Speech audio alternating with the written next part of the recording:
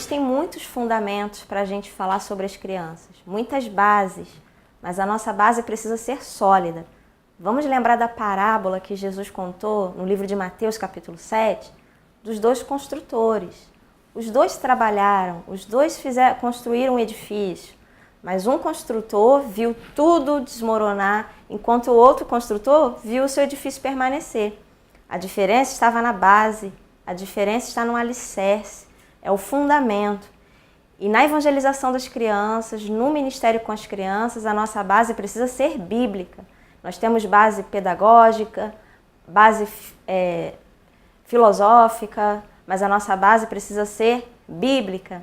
Existem vários textos que nós precisamos nos aprofundar, precisamos estar juntos estudando a Bíblia, estudando mais um pouquinho o que Deus pensa sobre as crianças. E a gente vê no Velho Testamento, no livro de Juízes, capítulo 2, uma outra advertência, que Deus nos fala que uma geração pode se levantar se ela não for ensinada, se uma geração não servir à próxima geração, principalmente no ministério do ensino, uma geração rebelde vai se levantar. Preste atenção no livro de Juízes, capítulo 2, esse texto é importante nós lermos juntos. Juízes, capítulo 2, verso 10, 11, 12. Todas as pessoas daquela geração também morreram e os seus filhos esqueceram o Senhor e as coisas que Deus havia feito pelo povo de Israel. Então o povo de Israel pecou contra Deus o Senhor, adorando os deuses dos cananeus. Eles deixaram de adorar o Senhor, o Deus dos seus pais, que os havia tirado do Egito, e começaram a seguir outros deuses, os deuses dos povos que viviam ao seu redor. Eles adoraram esses deuses e assim fizeram o Senhor ficar muito irado. Nós vemos várias vezes na Bíblia esse problema acontecendo, essa coisa triste acontecendo, de ter uma geração que conhecia o Senhor, mas os seus filhos não seguiram ao Senhor. Isso é falha no ensino. E a gente percebe que no Velho Testamento a principal missão do povo de Deus era realmente transmitir a verdade para a futura geração e nem sempre o povo de Deus acertava. Nem sempre o povo de Deus era obediente, eles falhavam na obediência a essa ordem de transmitir a verdade para os seus filhos. Eles tinham os seus motivos, como hoje nós temos os nossos motivos, as nossas desculpas.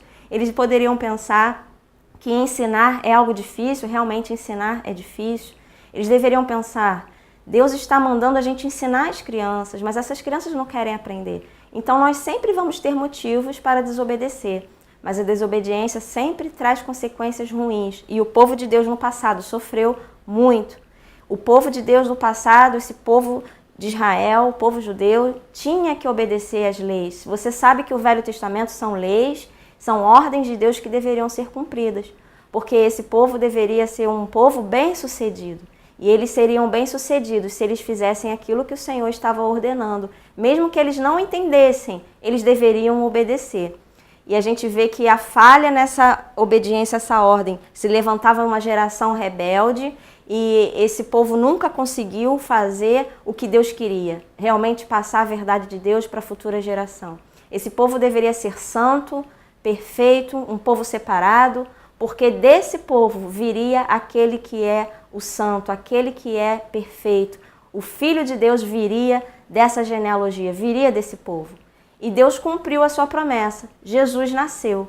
E quando a gente vem para o Novo Testamento, a gente vê que realmente Jesus veio para os seus. Ele veio para esse povo em primeiro lugar, para o povo judeu, para o povo de Israel. Mas a Bíblia diz no livro de João, capítulo 1, que esse povo não o recebeu, não o aceitou. João 1, 11. Ele veio para os seus, mas os seus não o receberam, não o aceitaram. Versículo 12. Mas a todos quantos o receberam, foi dado o direito de se tornarem filhos de Deus, os que creem no seu nome. Agora, no Novo Testamento, na Nova Aliança, com a presença de Jesus, não mais debaixo da lei, mas debaixo dessa graça, essa graça tão maravilhosa, tão grandiosa, a salvação não só mais de pai para filho, porque a salvação não está restrita a um povo, não só para os filhos de Abraão, não só para o povo hebreu, para o povo judeu, mas a salvação agora, por causa de Jesus, é para todo aquele que crê. Então, por causa de Jesus, a salvação não deve ser transmitida só de pai para filho, mas quem sabe de filho para pais. Nós podemos alcançar crianças que não têm seus pais cristãos, mas nós podemos pregar o evangelho para elas também. E elas vão nascer na família de Deus, vão ser nossos filhos espirituais, nossos filhos na fé. E então, por causa de Jesus, a salvação pode ser transmitida de filho para pai, de filho para mãe, de irmão para irmão, de sobrinho para tio, de vizinho para vizinho, de você para qualquer pessoa que está ao seu redor. Você é responsável pela sua vizinhança. Você é responsável pelas crianças que estão ao seu redor. Elas são dependentes e nós temos que alcançar as pessoas que querem aprender. E as crianças estão na fase da aprendizagem. Então, compartilhe a verdade de Deus com as crianças da sua família. Deve ter criança no prédio que você mora. Deve ter criança na sua rua. Deve ter criança na sua igreja. Comece a perguntar para Deus como Ele pode usar a sua vida para que a verdade dele seja passada de geração em geração. Nós temos muitos livros aqui que ajudam você a se aprofundar nesse assunto. Eu queria sugerir para você a leitura desse livro, Bases Bíblicas para a Evangelização das Crianças. Aqui nesse livro tem todas as bases bíblicas, todos os textos que mencionam a criança, para que você tenha um domínio desse conteúdo, que você possa ajudar pessoas na sua igreja. Os pais precisam de ajuda, pastores precisam de ajuda. Então, se você for uma pessoa que lê, você pode ser usado por Deus para abençoar outras vidas. Você pode ler esse livro também maravilhoso, de Gilberto Celeste, A Verdade de Deus e a Nova Geração, um desafio aos pais e educadores. Vai ser muito bom você enriquecer a sua biblioteca com esse livro. Também esse livro aqui, Por que evangelizar crianças? A perspectiva bíblica sobre o objetivo principal de um ministério com crianças, levar essas crianças a Cristo. Então leia esse livro aqui também. E eu publiquei o meu livro, eu mesma escrevi esse livro, eu quero sugerir para você também, é o livro Lidere Crianças. E o livro tem esse título porque é um convite, principalmente aos cristãos, porque eu tenho um sonho. Eu gostaria que os cristãos se sentissem responsáveis pelas crianças, que nós possamos impactar a futura geração, que você seja influente, que você tenha uma influência positiva na vida das crianças e adolescentes que estão perto de você.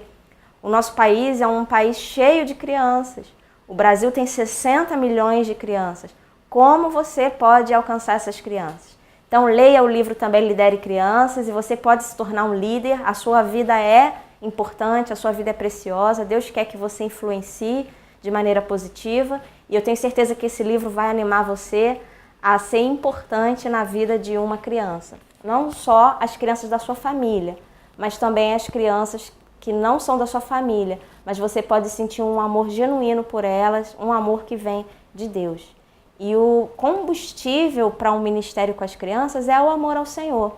Não é o nosso amor pela criança, mas por causa do nosso amor ao Senhor, o nosso amor pela verdade, o nosso amor pela Bíblia, nós vamos ser impulsionados a transmitir essa verdade com outras pessoas e também olhar a criança com um olhar diferente.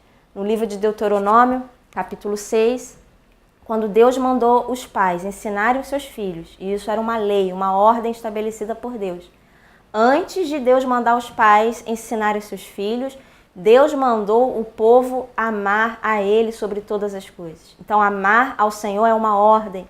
E essa ordem precisa ser obedecida. Antes da gente ensinar a Bíblia para alguém, nós devemos amar ao Senhor. E isso ainda é uma falha. As pessoas não amam ao Senhor de todo o seu coração. Por isso tem se levantado uma geração rebelde. Por isso as crianças não têm líderes. Por isso que não tem professores para crianças. Porque as pessoas não amam ao Senhor. E o amor ao Senhor não se mede quando a gente está cantando louvor, quando a gente está cantando uma música, quando a gente está envolvido pela emoção. É muito fácil irmos na igreja e cantarmos uma música, dizer que ama ao Senhor, fechar os olhos, levantar as mãos. Mas o amor ao Senhor não se mede na hora da música. O amor ao Senhor se mede pela obediência às suas ordens. A Bíblia diz, o Senhor diz, aquele que me ama é aquele que obedece aos meus mandamentos. E uma ordem de Deus é que as crianças precisam ser ensinadas. Então você como pai, como líder, precisa ensinar as crianças. Leia bastante livros e enriqueça o seu conteúdo.